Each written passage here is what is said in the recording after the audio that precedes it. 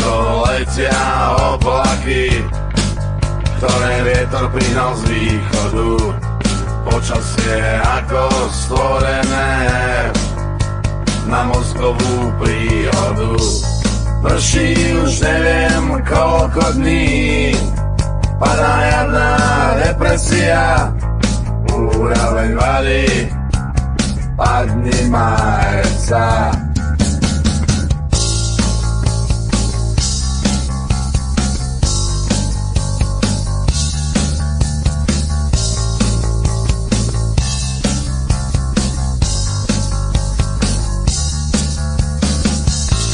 Kráčam neskorou tmavou nocou, už sa hlási únava. Domov je ešte ďaleko a pršať neprestáva. Hladný marec pomaly končí, čas na daňové priznanie. Slabý žalúdočný krč mi pripomenie, že sa ma to týka, bezprostredne týka, jak pod hrdlom dýka, ma to drží na úste.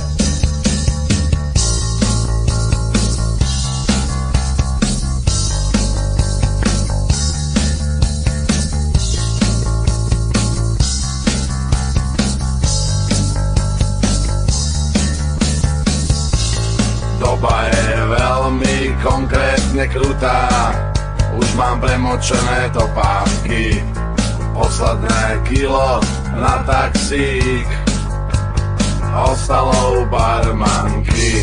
Reči sa hovoria, chleba sa je, a len za peniaze nakúpiš, a len na vlastnom chrbte odnesie svoj vlastný kríž. Tak toto sa ma týka, nepríjemne týka, jak pod hrdlom dýka, ma to drží na úste. To všetko sa ma týka, bohužiaľ týka, jak pod hrdlom dýka, ma to drží na úste.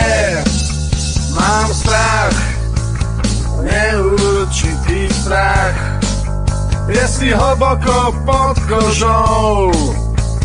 Bojím sa, čo sa stane, keď skončí tento relatívny pokoj, relatívny pokoj, relatívny pokoj. Bojím sa, čo bude potom, keď pohár pretečie. Mám strach z toho, že sa ma to týka, že sa ma to týka, jak pod hrdlom dýka, ma to drží na úste.